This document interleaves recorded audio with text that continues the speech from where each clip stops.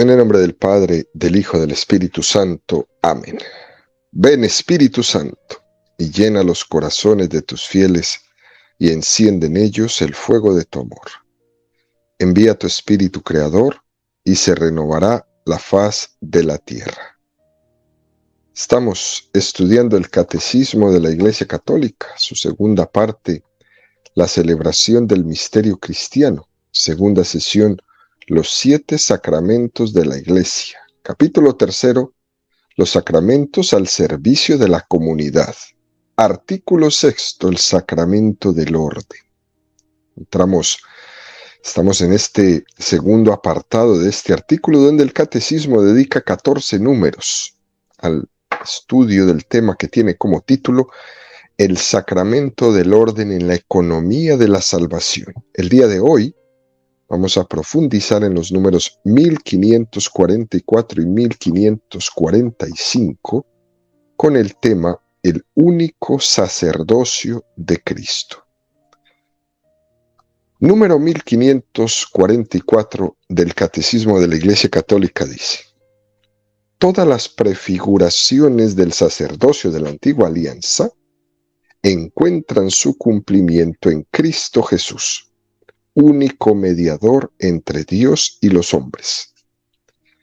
Melquisedec, sacerdote del Altísimo, es considerado por la tradición cristiana como una prefiguración del sacerdocio de Cristo, único sumo sacerdote según el orden de Melquisedec. Santo, inocente, inmaculado, que mediante una sola oblación ha llevado a la perfección para siempre a los santificados, es decir, mediante el único sacrificio de su cruz.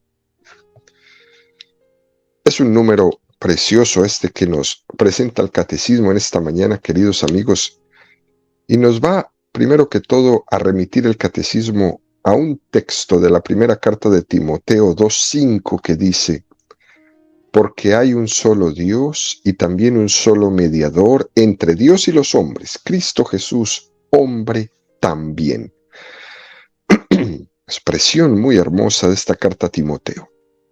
Es uno de los versículos quizás más básicos, y entenderlo bien hace que uno disipe muchos errores. Por ejemplo, para entender nuestra devoción a la Santísima Virgen y a los santos de una manera correcta, no podemos nosotros poner al mismo nivel a la Virgen María, a los santos y a Jesucristo. Jesucristo es el único mediador entre Dios y los hombres. Y esta única mediación tiene un motivo. Y ese motivo es que Jesucristo tiene una naturaleza divina, es decir, Jesucristo es Dios. La Virgen María no tiene una naturaleza divina. Es verdad que ella tiene una relación especialísima al haber sido madre de la persona divina, pero ella no es Dios. No es Dios. Jesucristo es Dios hecho hombre. Él asumió la naturaleza humana. Y eso es lo que le permite que Él sea el único mediador entre Dios y los hombres. Cuando uno tiene esto claro, uno disipa sus dudas, sus errores, y coloca debidamente la devoción a la Santísima Virgen en el lugar que le corresponde, la devoción a los santos en el lugar que le corresponde. Venerar a la Santísima Virgen María, venerar a los santos, de ningún modo es quitarle a Jesucristo su protagonismo. Darle el lugar a Jesucristo de ningún modo es quitarle a María su protagonismo. Es más, María quiere que el protagonista central sea su Hijo Jesucristo. Y Jesucristo lo que ha querido siempre es asociar a su única mediación a todos, a su Madre María a los santos, a nosotros. Jesucristo, al tomar la condición humana, Él ya ha hecho que la naturaleza sea una mediación. Es decir, la gracia de Dios ha venido por la naturaleza divina, pero por la mediación de la naturaleza humana que ha asumido, que se ha encarnado. Y esto es lo grandioso. La fe católica siempre ha sido totalmente clara en esta explicación. Luego, la naturaleza humana ha sido conducto de mediación entre Dios y el hombre. Así ha asociado en la mediación a la Santísima Virgen María y a los santos. Y también nosotros somos mediadores para acercar el rostro de Dios a los que están a nuestro lado. Por ejemplo, esto es importante explicarlo de una manera muy equilibrada. El mundo protestante fue muy sensible en este texto que acabamos de leer de la primera carta de Timoteo. Y fue muy sensible de que Jesucristo es el único mediador. Eso lo escuchamos hoy día todavía. Por esto, ellos veían con mucho recelo la veneración que los católicos tenemos hacia los santos o hacia la Santísima Virgen María, porque a los protestantes les parece que nuestra devoción a María y nuestra devoción a los santos le quita la centralidad, el protagonismo a Jesucristo como único mediador. Pero eso es un error tremendo. El sacerdocio de Jesucristo es como un puente. De hecho, la palabra pontífice significa puente. Él es el puente entre la humanidad y la divinidad. Había tal distancia entre la divinidad y la criatura humana que era imposible que ninguno de nosotros pudiera llegar a introducirse o tener derecho a que su misma petición fuera insertada en Dios, ¿no? No había posibilidad. Porque es que lo que sucede es que Dios mismo es el que viene a cubrir esa distancia infinita que existía.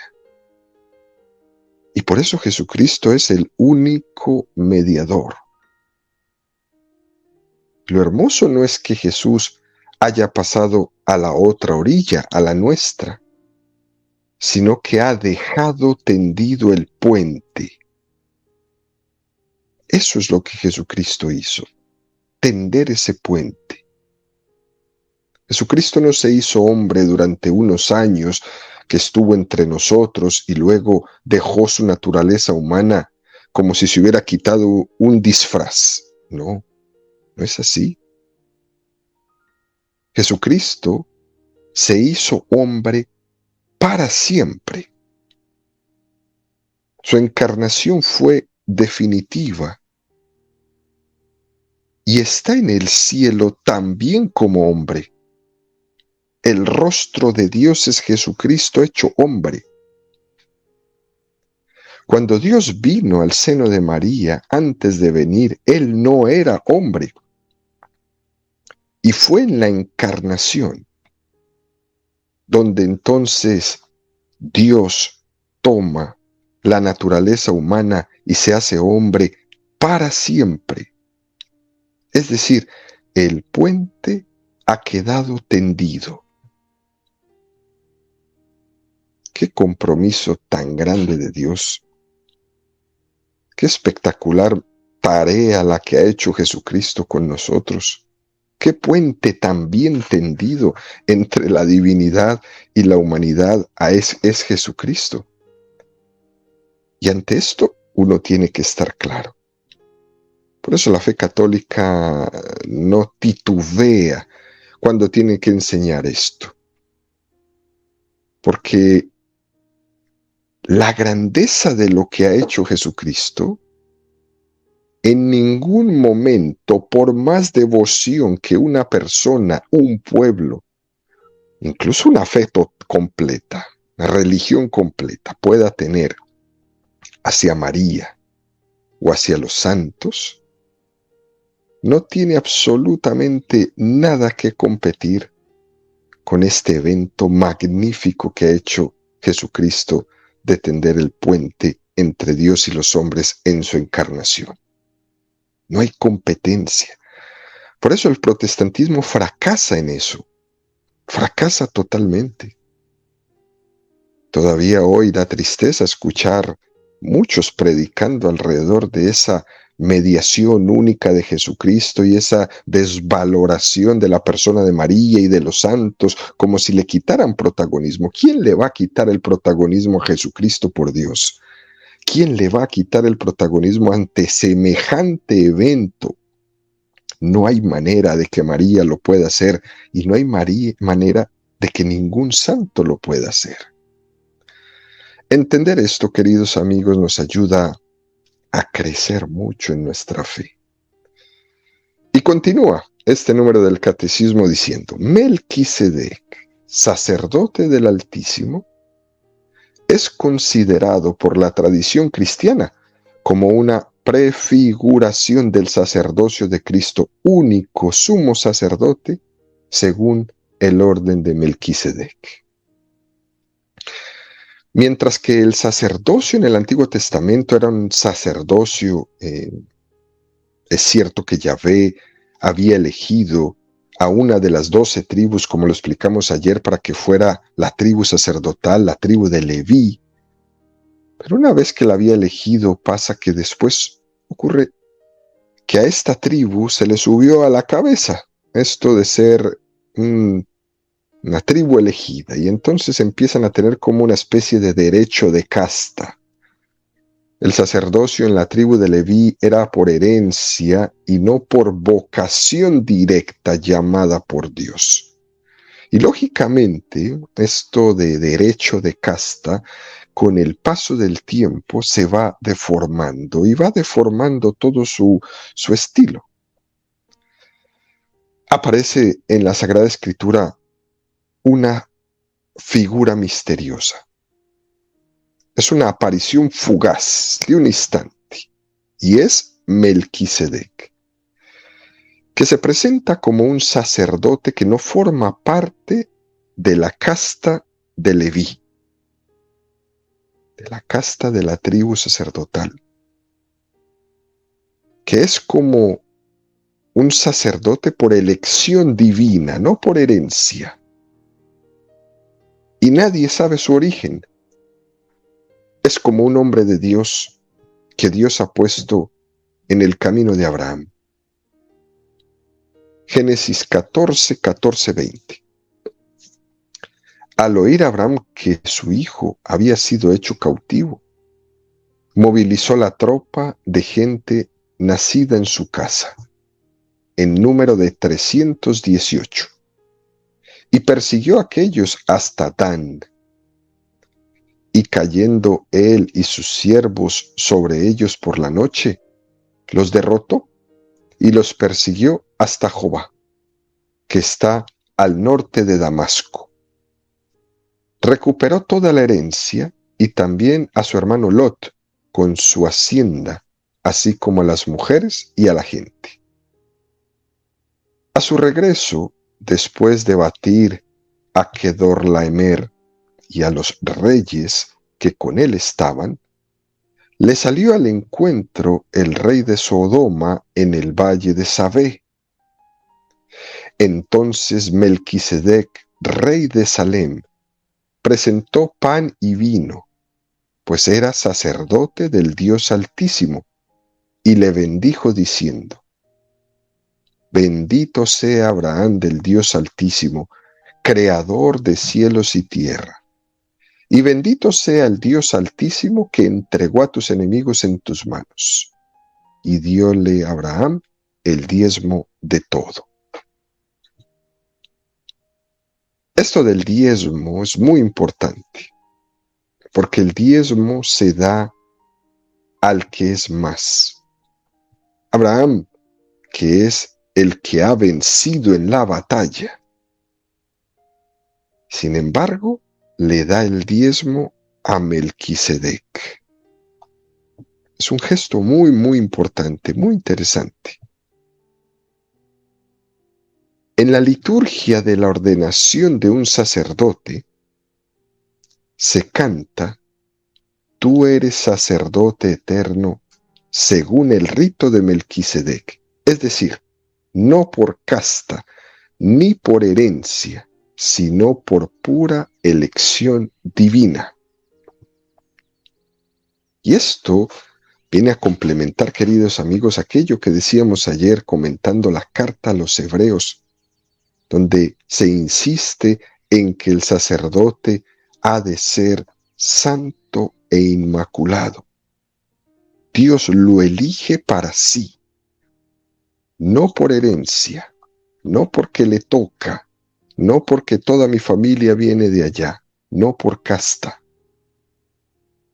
La diferencia del sacerdocio del Antiguo Testamento y del Nuevo Testamento no solo es que uno era por herencia, por casta, y en el Nuevo Testamento es por pura elección divina, sino que Dios pone sus ojos para ser sacerdote a quien Él quiere.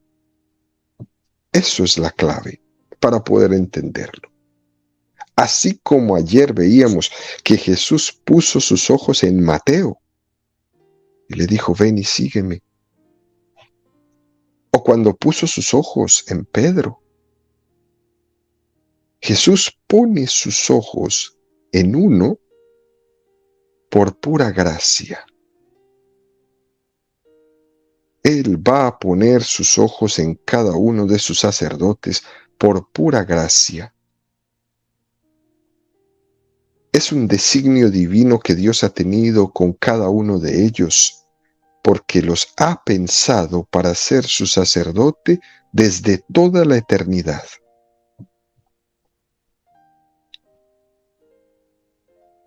Pero no solamente esa la única diferencia. Un ser humano es pecador y como pecador nos puede comprender. Comprende mis debilidades porque es pecador. Comprende mis debilidades, pero no es capaz de transformarlas. Un sacerdote, en cuanto hombre, me puede comprender porque participa de mi condición pecadora, pero realmente no me puede santificar. Solamente Jesucristo puede hacer las dos cosas: comprenderme y santificarme. Me comprende porque es hombre. Él sabe lo que es ser tentado. Él sabe lo que es el cansancio. Pero Jesús no solamente me comprende, sino que me santifica, porque Él es santo. Y esto es muy importante, porque no vale con que alguien comparta mi condición humana, como de hecho la compartían los sacerdotes en el Antiguo Testamento, pero de poco me sirve que alguien comparta mi condición humana, que comprenda mis debilidades, si en el fondo Él está igual que yo. Jesús no solo me comprende porque es hombre, sino que me santifica porque es el Santo de Dios. Así lo dice la carta a los Hebreos: y tal convenía que fuese el sumo sacerdote, santo, puro e inmaculado. Si no hubiera sido así, no habría servido para nada su entrega en la cruz. Si en la cruz hubiera muerto un pecador, eso no nos hubiera redimido a ninguno de nosotros. De hecho, queridos amigos, la muerte del buen ladrón en la cruz, ese evento de ese buen ladrón nos da un buen ejemplo. La muerte del buen ladrón, por más bueno que haya sido en ese momento, no nos redimió.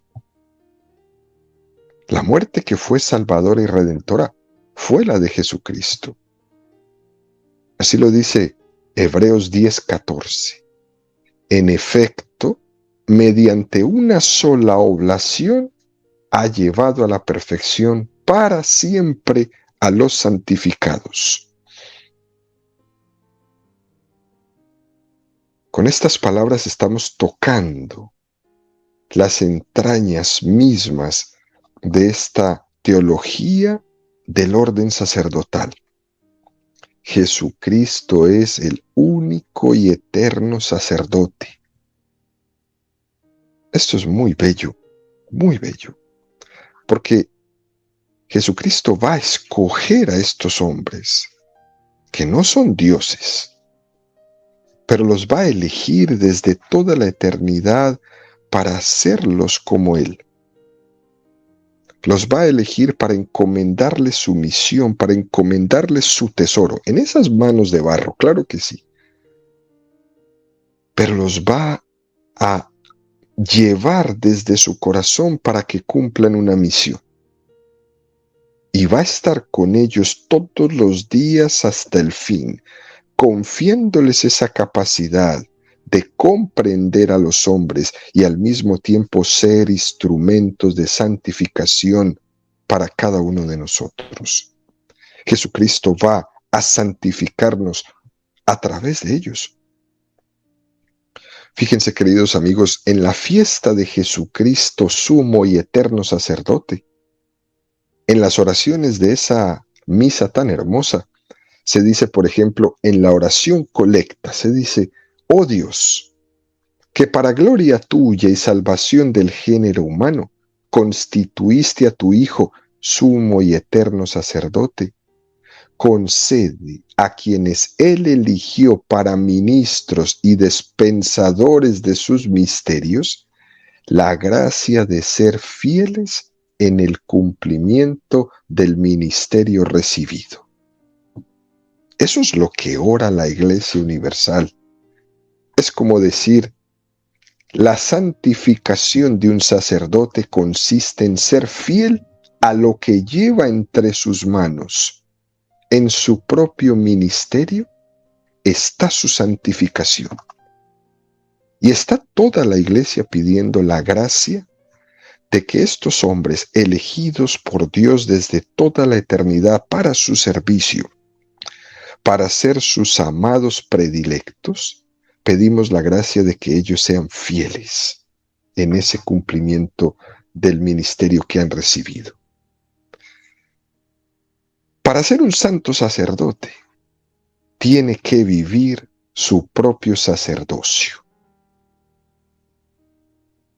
porque es santificante no solo para los demás, es también santificante para sí mismo. Es decir, que un sacerdote, santificando a los demás, se santifica a sí mismo. El sacerdote, predicando a los demás, se predica a sí mismo. Y eso es muy específico del sacerdote. En la misma misa, en la oración sobre las ofrendas, dice esta oración: Jesucristo, nuestro mediador, que haga aceptables estos dones, Señor, y nos presente juntamente con Él como ofrenda agradable a tus ojos. Todos los bautizados estamos llamados a ser ofrenda agradable a los ojos de Dios. ¡Qué cosa más bella! Y nos unimos a ese ministro, a ese sacerdote, en ese momento de presentar la ofrenda. Cada uno de nosotros bautizados lleva sus ofrendas al altar y las pone ahí por medio de ese sacerdote para que Jesucristo las tome y las presente al Padre. Presente todas nuestras ofrendas al Padre y el Padre nos regresa con bendiciones a través de Jesucristo, a través de ese ministro. Cuando participamos en la Santa Misa junto con el pan y el vino, lo que ofrecemos todos es nuestra vida. Pero, ¿qué diremos, queridos amigos, del sacerdote que toma en sus manos el pan y el vino, los presenta y dice: bendito seas, Dios del universo, por este pan, fruto de la tierra y del trabajo del hombre que presentamos. Al levantar ese pan, él mismo está elevando sus propias manos y él mismo se está ofreciendo a Dios Padre. El sacerdote está llamado por su vocación a hacer una ofrenda junto con esa patena ahí en el altar. Él mismo es una ofrenda. Eso de sacerdote, víctima y altar está todo junto, está todo incluido. Jesucristo está representando en el sacerdote que ofrece la Santa Misa, en víctima que se ofrece en ese pan y en ese vino, y en el altar, que es el lugar donde se está ofreciendo. Sacerdote, víctima y altar. Son tres formas de esa presencia de Jesucristo: sacerdote, víctima y altar.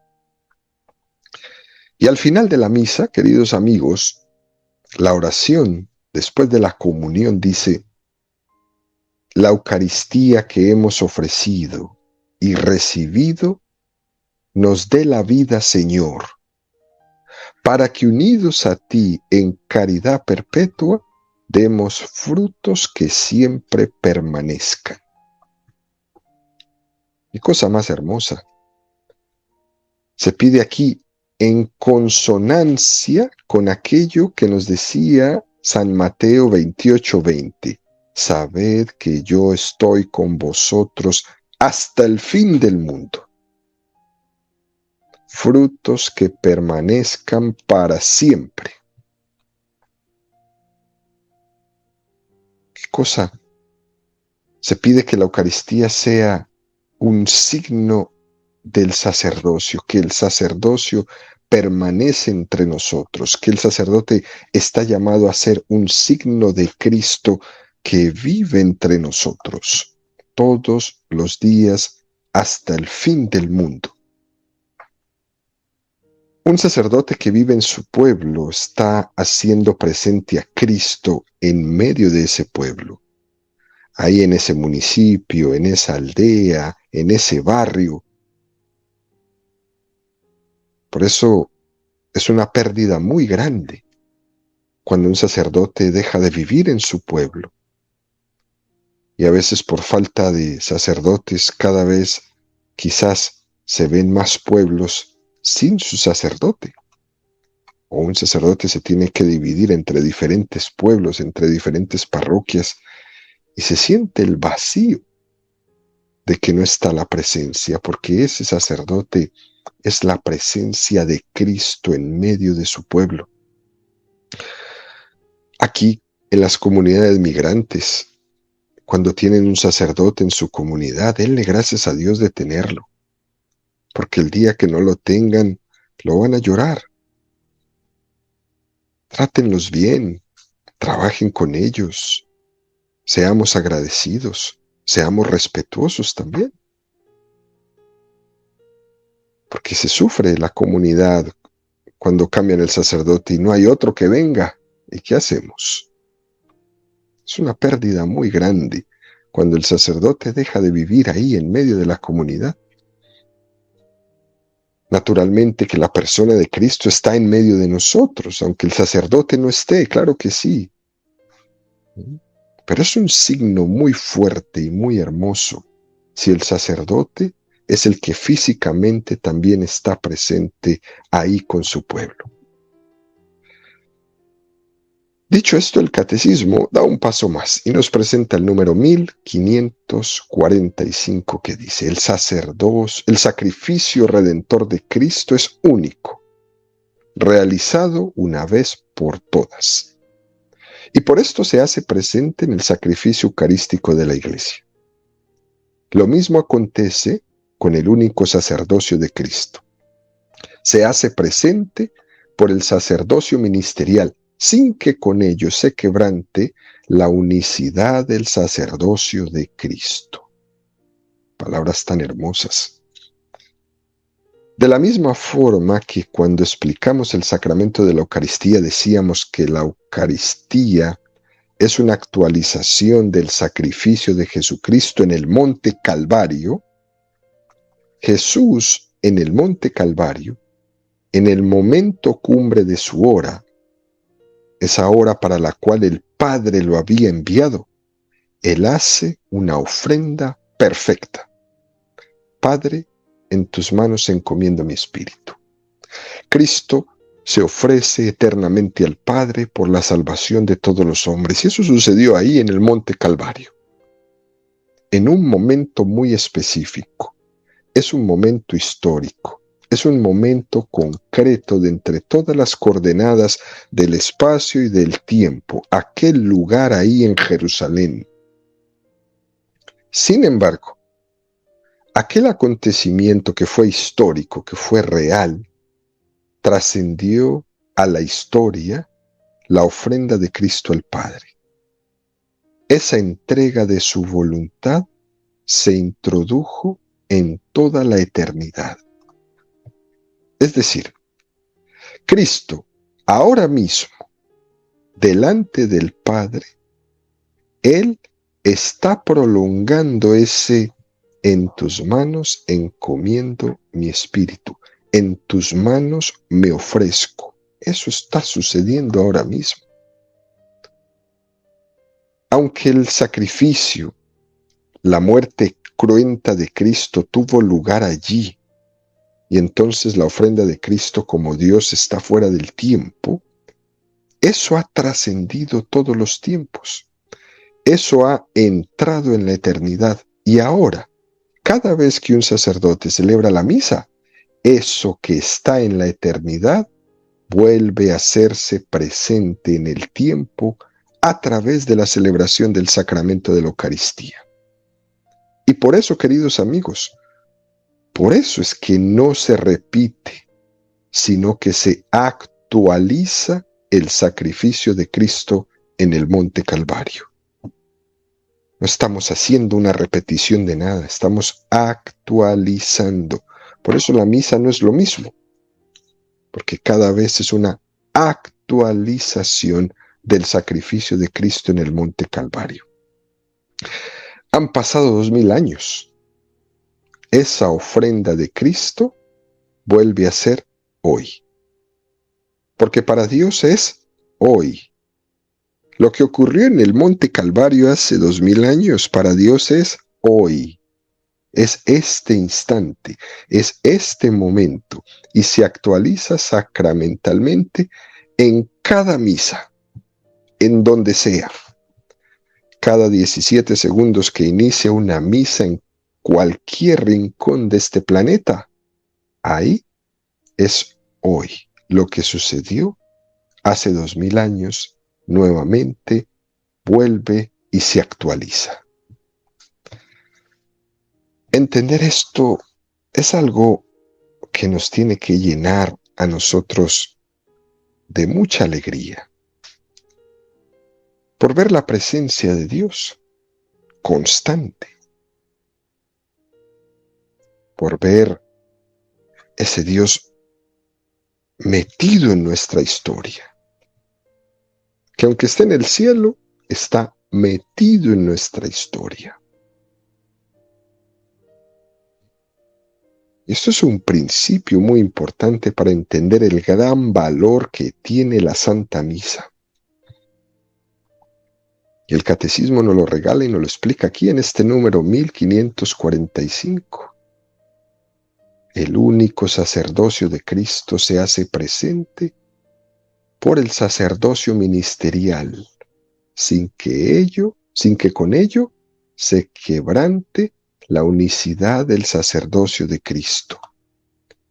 Cristo que trasciende los tiempos, que trasciende las mediaciones humanas, sin embargo se inserta en ellas y es capaz por medio de esa mediación humana volverse a hacer presente. Tan presente como estuvo hace 2000 años en Jerusalén, en Galilea, al lado de sus 12 apóstoles, al lado de todos sus seguidores que le tocaron, le hablaron, le vieron, comieron con él. Esa mediación humana que es dada por ese sacerdote elegido por él desde toda la eternidad, hace presente a Jesús hoy. Es verdad que los que estuvieron en ese tiempo fueron testigos oculares como lo fueron los 12 apóstoles. Pero eso no quiere decir que Cristo esté menos presente ahora, hoy, aquí entre nosotros, que como estuvo hace 2000 años. No lo podemos ver con los ojos, pero sí que está presente. Incluso está presente de una manera más fuerte, porque nosotros tenemos la plenitud del Espíritu Santo, lo que no tenían los apóstoles cuando estaban con él hasta el día de Pentecostés, desde siempre. Por tanto, queridos amigos, el grado de presencia de Jesucristo entre nosotros, aunque no sea visible, es superior, porque tenemos la plenitud del Espíritu Santo para poder creer y poder adherirnos a Él por amor y poder recibirle en los sacramentos en toda su plenitud. Por eso Jesús tiene la capacidad de hacerse presente a través del sacerdocio, como si nosotros estuviéramos presentes ahí en esa sala, asistiendo a la última cena, ahí en ese segundo piso, en Jerusalén, como si también nosotros pudiéramos estar reclinando nuestra cabeza en su costado como lo hizo San Juan. También eso. Jesucristo tiene la capacidad de hacerse presente a través de sus sacerdotes. Y para eso nosotros tenemos que hacer un acto de fe, de ponernos en conciencia de que cada vez que asistimos a la Santa Misa, lo que estamos es subiendo al Calvario. Aquellos que han tenido la oportunidad alguna vez de estar en la Tierra Santa, en Jerusalén, cuando hacemos el Vía Crucis, podrán traer a su memoria lo que significa ese subir al Calvario. Cuando estamos ahí cargando la cruz, haciendo el Vía Crucis, vemos cómo subimos escaleras y escaleras y escaleras, y una loma y la otra loma. Estamos subiendo al Calvario. Y eso es algo que cada uno de nosotros, queridos amigos, tiene que llevar en su intimidad. Cuando hacemos la procesión de entrada, cuando entro en el templo y camino hacia el altar, estoy subiendo al Calvario. Que nunca se me olvide que es entrar en la iglesia preparándome desde mi casa. Estoy de camino al Calvario. Y hablamos esto en primera persona, soy yo el que estoy subiendo al Calvario con Jesucristo. En la celebración de la Eucaristía existe esta capacidad de Jesucristo de hacerse presente sacramentalmente por medio de las manos de su sacerdote. Él tiene esa capacidad de unir sus mediaciones sin que esas mediaciones le estorben, sino más bien que le hacen presente. Por último, queridos amigos, en la exhortación apostólica Sacramentum Caritatis, el Papa dice una cosa que me parece muy, muy preciosa. Dice que como estilo el sacerdote debe de hacer presente a Jesucristo y que ese sacerdote también se parezca a Jesucristo personalmente. Que ese sacerdote sea capaz de que el protagonista sea Jesús. Que todos los ojos estén puestos no en Él, sino en Jesús. Que todos lleven la mirada a Cristo. Y ese es un don que todos los sacerdotes tienen que pedirle al Señor. Señor, que no sea yo el que me predique, sino que sea a ti. Que no sea a mí el que me miren, sino que sea a ti. Hacerle presente a él y luego desaparecer. Esa es la figura que se le pide al sacerdote. Haz presente a Jesús y luego desaparece, como Juan el Bautista. Conviene que él crezca y que yo disminuya. Y los fieles debemos orar por nuestros sacerdotes para que ese don del Señor les sea dado, para que ellos sean realmente una prolongación de la única mediación de Jesucristo y que puedan ellos actuar de una manera suficientemente transparente y discreta, trayéndolo a la vida y luego desapareciendo, para que todo el mundo fije los ojos solamente en Jesús, como un cristal que no deja pasar el frío, pero que deja pasar la luz, y que todos ven las maravillas que están detrás de ese cristal, sin necesariamente estar fijándose en la calidad, en el tamaño, en el grosor de ese cristal. Ese, queridos amigos, es el ideal de un sacerdote católico.